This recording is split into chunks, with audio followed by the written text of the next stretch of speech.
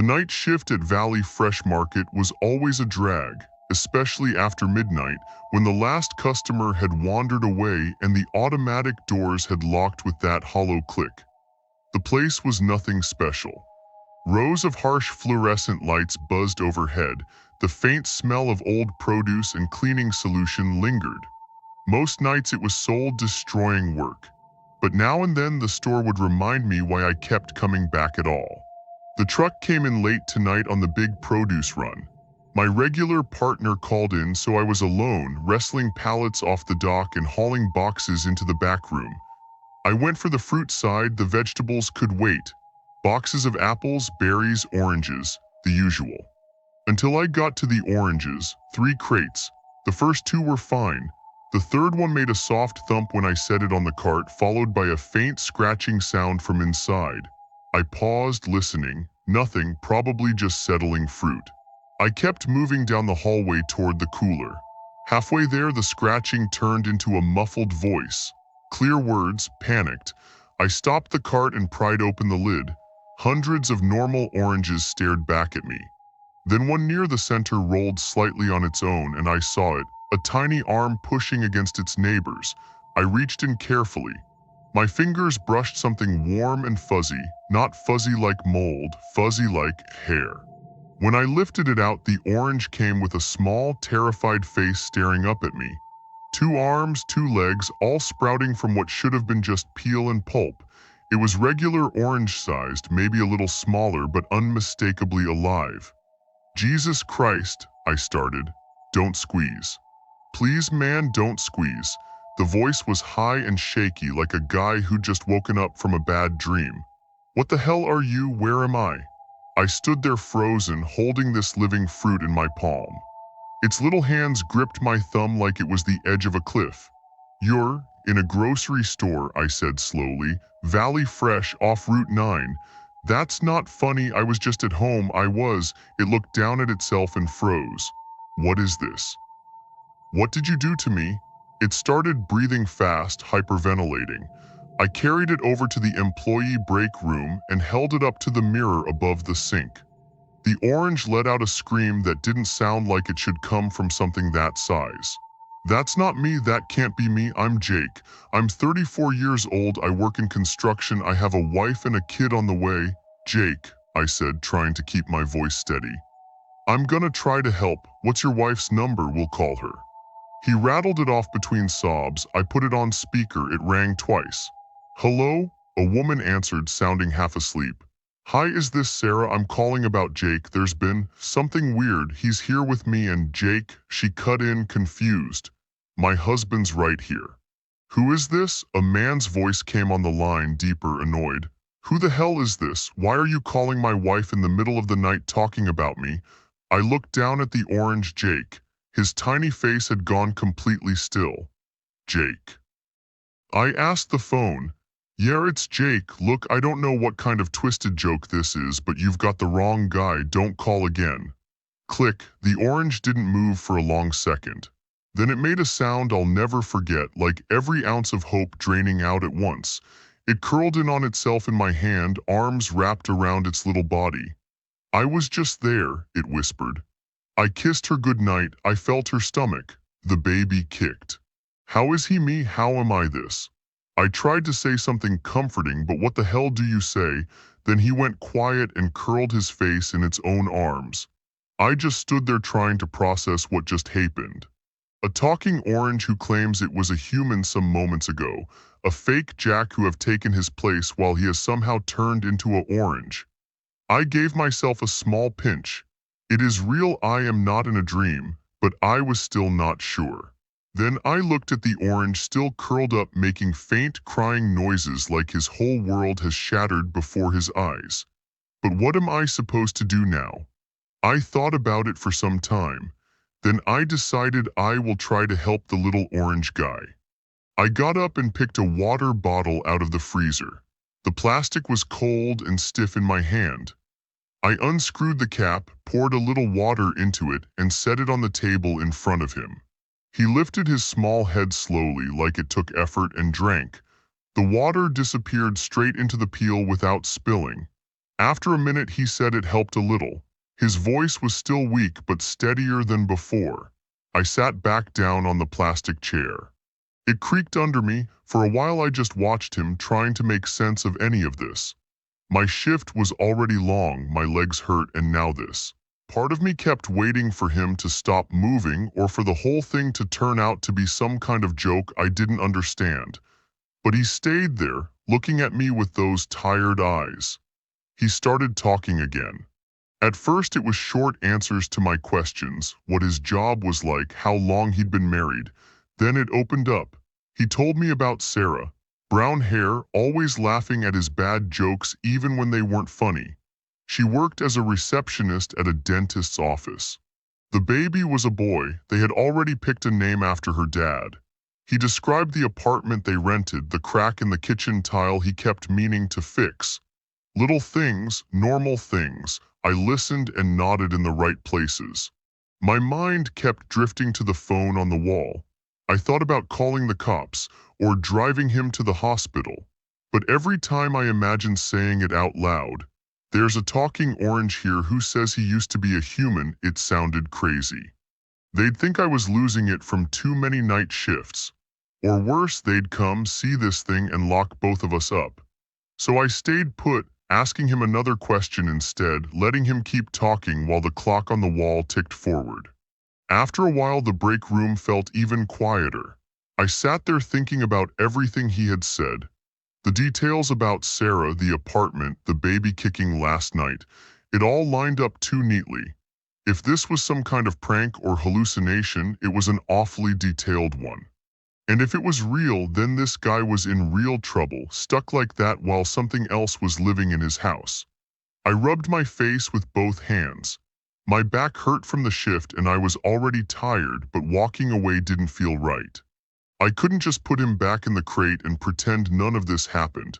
Not after hearing all that. I told him I'd help. We'd figure something out. I wasn't sure how, but saying it out loud made me feel a little more steady. At least for now I had a plan. Keep him safe, try to fix whatever this was, and get through the rest of the shift without anyone noticing. I didn't know what else to do.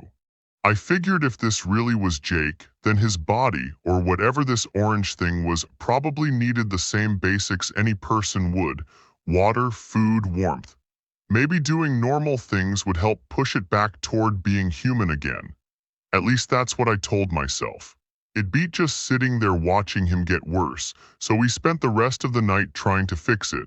I washed him gently in the sink with warm water. The peel seemed thinner in spots.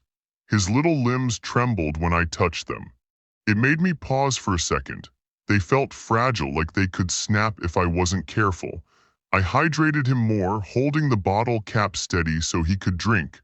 Then I went to the fridge and pulled out a couple of regular oranges. I peeled one and tore off small pieces of the pulp, feeding them to him bit by bit. He chewed slowly, the juice mixing with whatever was already inside him. I did it because I had to try something. If he was telling the truth about waking up like this after kissing his wife goodnight, then maybe reversing it was as simple as giving him more of what a normal orange had. Or maybe it would at least keep him stable until I figured out a better idea. My hands were sticky with juice the whole time and the smell stayed on them, but I kept feeding him anyway. It felt better than doing nothing. Then I searched the storeroom for anything that might help: vitamins, weird supplements employees left behind in the break room cabinets. Nothing useful. As the hours went by, Jake started to get weaker. His small arms moved slower when he tried to lift them. He kept asking for more water, but even after drinking it, he looked more tired. Then he started vomiting orange pulp, thick and stringy, leaking out onto the table. I wiped it up with paper towels from the dispenser. His arms grew weaker after that. He could barely move his legs anymore. They just twitched a little when he tried. I kept working on him, but I could see it wasn't helping much. The peel looked thinner in places too, almost soft. I stayed with it because I did not know what to do. The clock on the wall showed it was getting close to 5 when the store phone rang. Gary, the night manager, called around 5 to check in. He always called around that time to make sure I wasn't slacking. I picked up the phone in the break room, still wiping my hands on my apron. The smell of orange pulp was all over them. "Yeah, it's me," I said. I told him about the weird crate I found while unloading. Not everything, just that there was something off with one of the oranges and I was dealing with it in the back. I kept my voice low and steady, like it was no big deal. Gary went quiet on the other end. The pause stretched on for a long time. I could hear him breathing, but he didn't say anything right away. I stood there waiting, staring at the table where Jake was sitting. "Funny batches happen sometimes," he finally said. His voice was flat, like he was reading from a note. "Only way to fix it is to feed it back to the original. Most guys don't have the stomach for that." Then he hung up without waiting for me to reply. I put the phone down slowly. His words stuck in my head, "Feed it back to the original." It sounded ridiculous at first, but the way Gary said it made it clear he had seen this kind of thing before. He wasn't surprised. He didn't ask questions. He just told me what to do like it was part of the job. That told me everything. Gary had been night manager here for years. If he knew about funny batches and how to handle them, then this wasn't new. It had probably happened before, maybe more than once. I stood there thinking about that for a minute. Part of me wondered how many other guys on night shift had dealt with this and never said anything. It didn't change the fact that Jake was sitting right there getting worse. Gary knowing about it actually made this thing a little simpler. At least now I had some kind of direction instead of guessing. I wasn't happy about it, but I wasn't shocked either.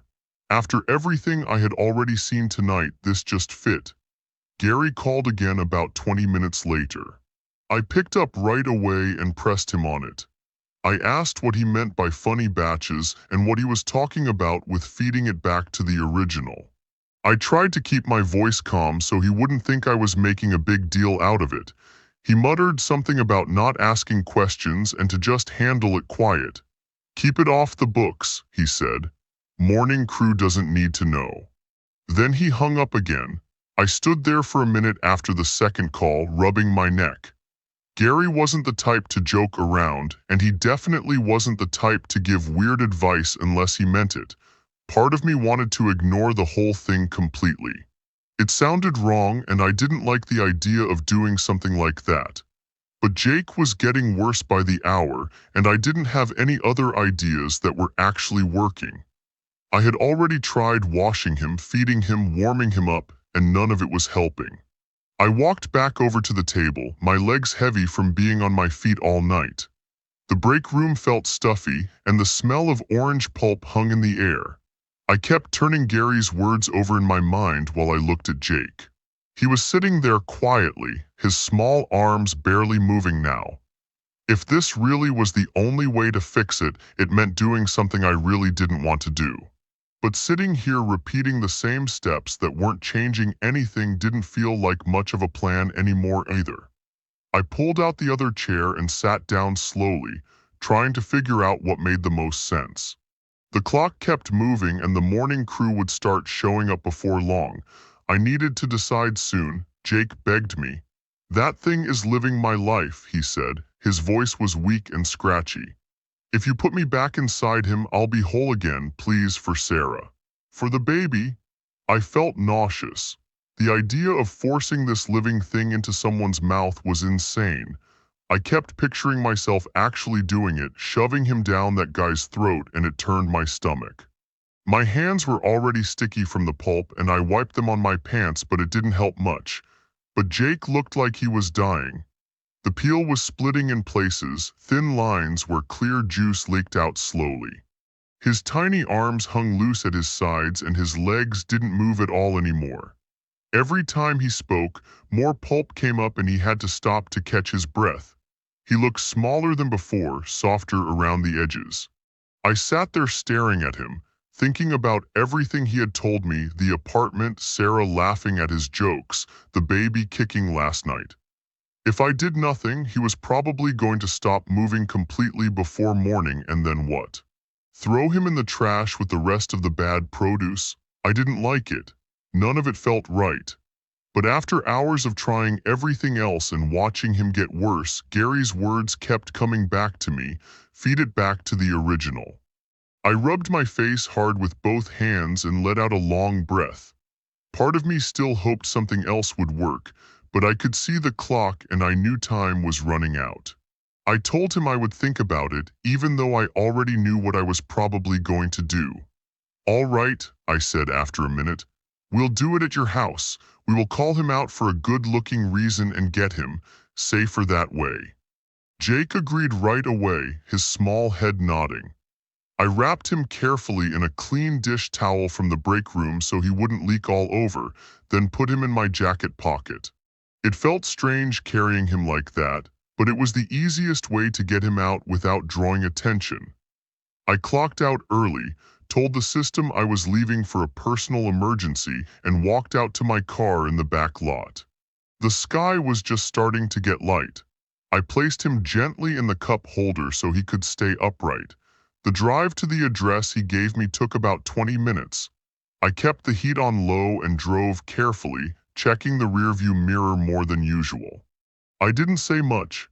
I was mostly thinking about how I was actually doing this, driving a talking orange to a stranger's house to fix him.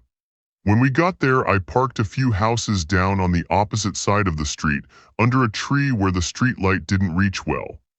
The house was a small single-story place, beige siding, a truck in the driveway that looked like a work vehicle. I killed the engine and we waited.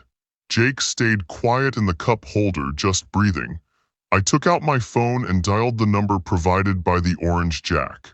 When the other Jake answered, sounding half asleep and annoyed, I told him there was a parcel delivery for him at the curb. Said the driver left it by the mailbox and needed a signature quick before he took off.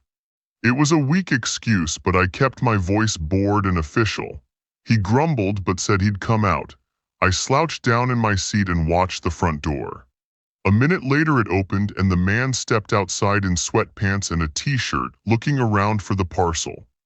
That was when I knew we had our chance.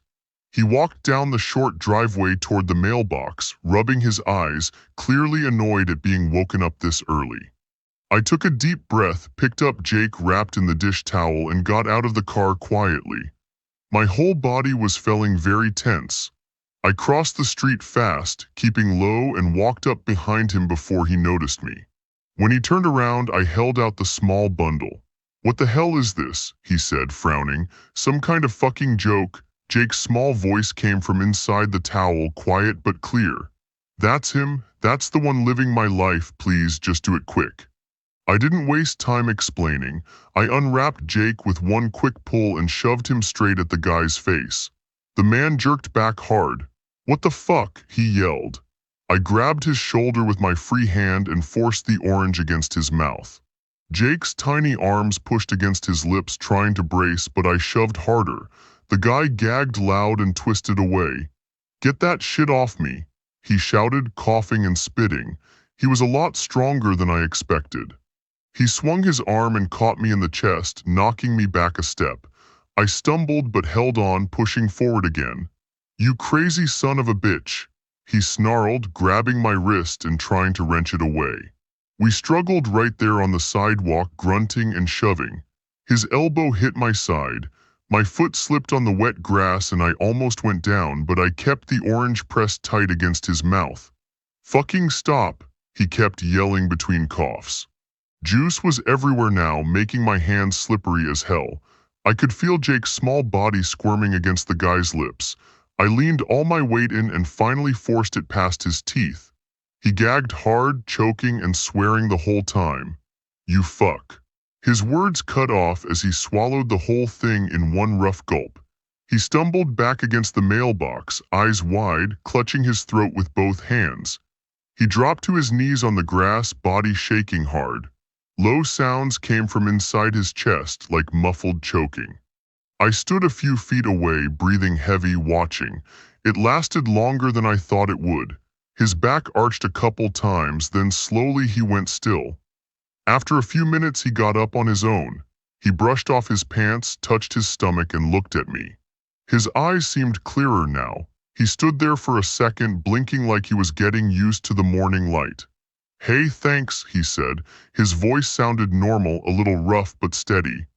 "I don't know how to explain what just happened, but I feel like myself again. Like I'm really back." I nodded, not sure what to say. My hands were still sticky and my legs felt shaky. Part of me felt relieved. If this really was the real Jake now, then he was back where he belonged with Sarah and the baby.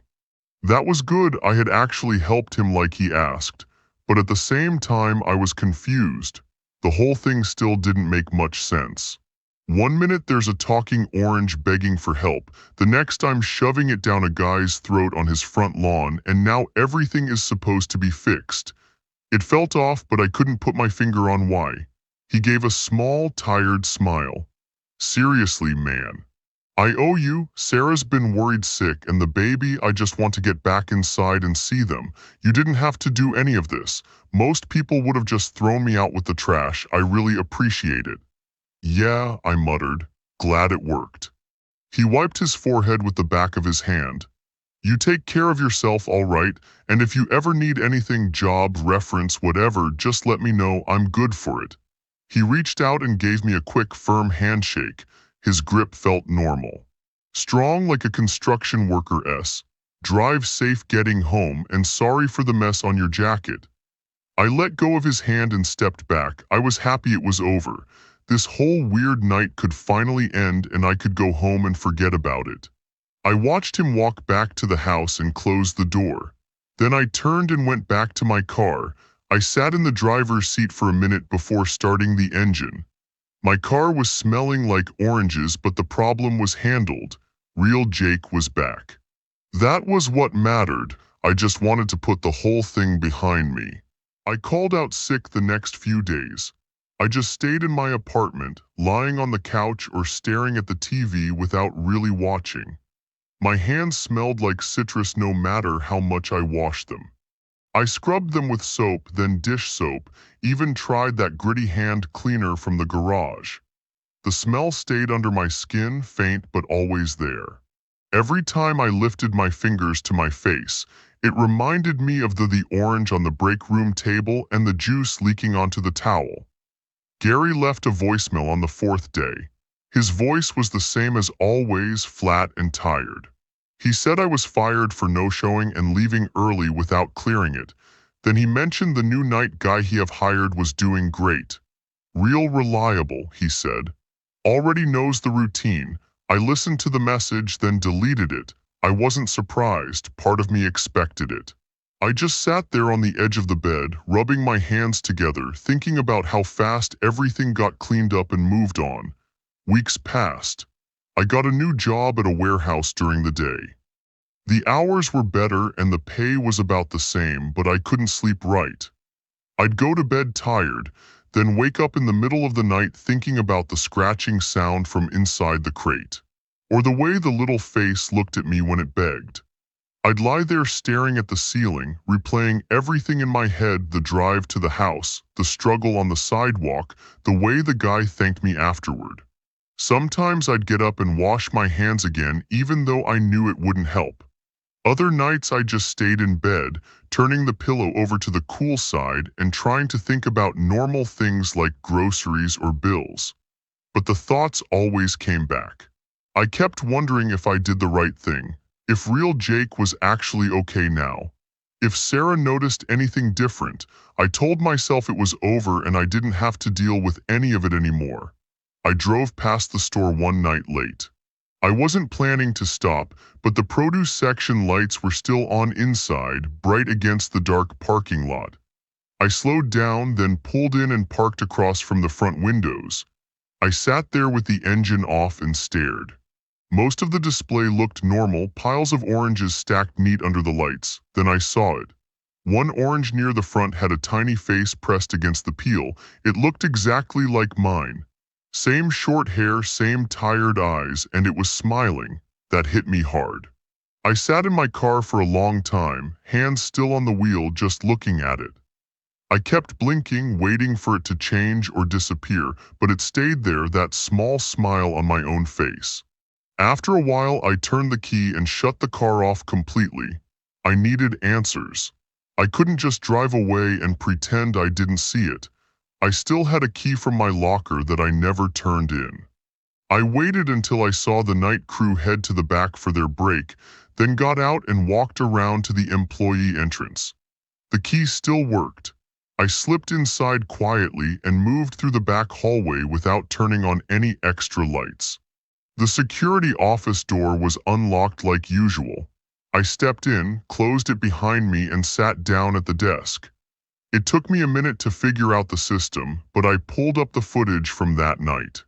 I fast-forwarded through most of it until I found myself unloading the truck. There I was on the screen, lifting crates, then opening the one with the orange. I watched myself carry it to the break room. The call to Sarah played out exactly as I remembered.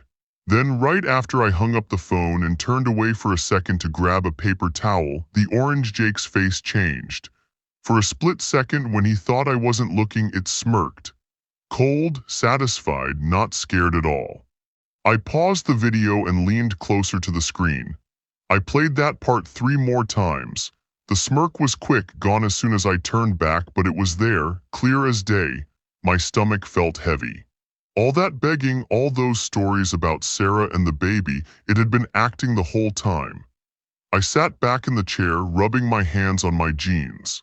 I kept staring at the frozen image of that smirk, thinking about everything I had done that night and how easily I had believed it. I sat there in the dark office, the footage paused on that smirk. The screen glowed on my face. It all clicked into place, one piece after another.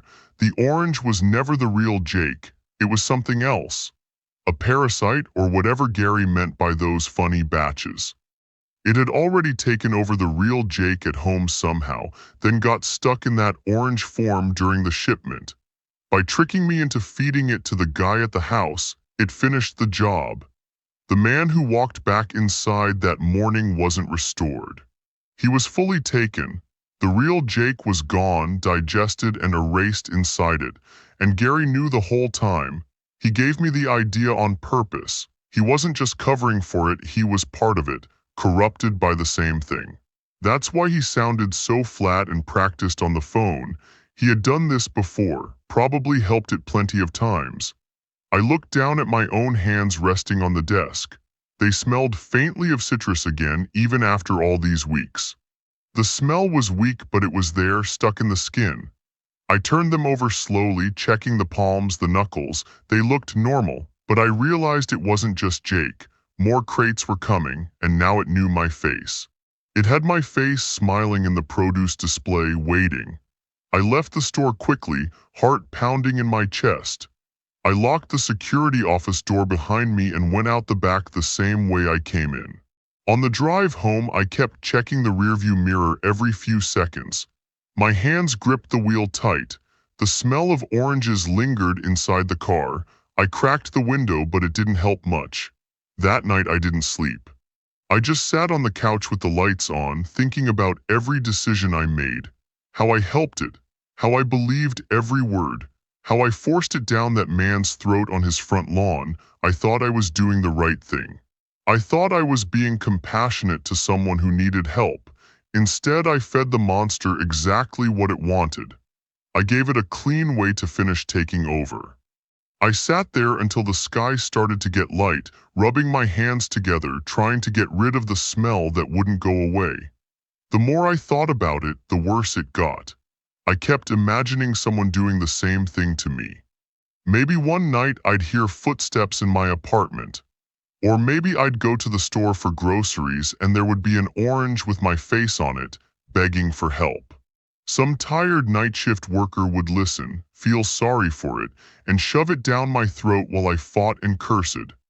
Then I'd end up like the real Jake, digested, erased, gone forever while something else walked around in my skin. It would go to my job, talk to my family, sleep in my bed, and no one would ever know the difference. The thought made my stomach turn.